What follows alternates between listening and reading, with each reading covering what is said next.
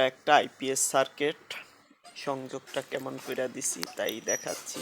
এটা একটা আইপিএস যেমন সার্কিট সেটিং এর ক্ষেত্রে এই সার্কিটটা সমস্যা ছিল, ঠিক করার পরে সেট আপ করতেছি সার্কিটটা, তারগুলা সংযোগ দিছি। তাই দেখেন যে কায়দায় তারগুলা সংযোগ দিছি, যেমন এটা বি প্লাস, আর এখানে প্রথমটা 1 নম্বরে ক্যাপাসিটার আছে, 2 নম্বরে ফেজ, 3 নম্বরে 260 ভোল্ট, 4 নম্বরে আউটপুট ইন করলাম, 5 নম্বরে 140 ভোল্টের তার নিচে ট্রান্সফরমার, 6 নম্বরে নিউট্রাল, যেমন এটা 260 ভোল্টে লাগাইছি, এটা দিছি আউটপুটে বসাইছি।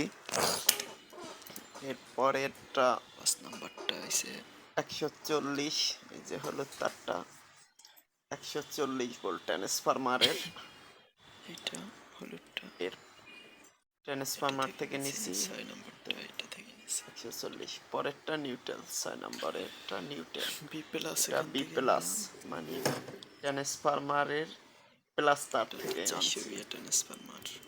এটা একটা 400 বিএ ট্রান্সফরমার, 400 সার্কিটটা চেক দিয়ে দেখাবো আপনাদের। দেখা যায় বহু বছরই আইপিএস এর কাজ করি, আমার এই আইপিএস সার্কিটটাই শেষ নেই। চার্জিং ঢুকতো না, সমস্যা করতো। যেমন আমি এখন ঠিক করার পরে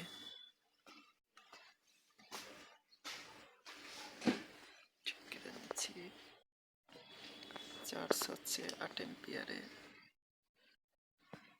আর ব্যাটারি ট্রান্সফরমার এটা ব্যাকআপে যদি দেই, অফ করি যদি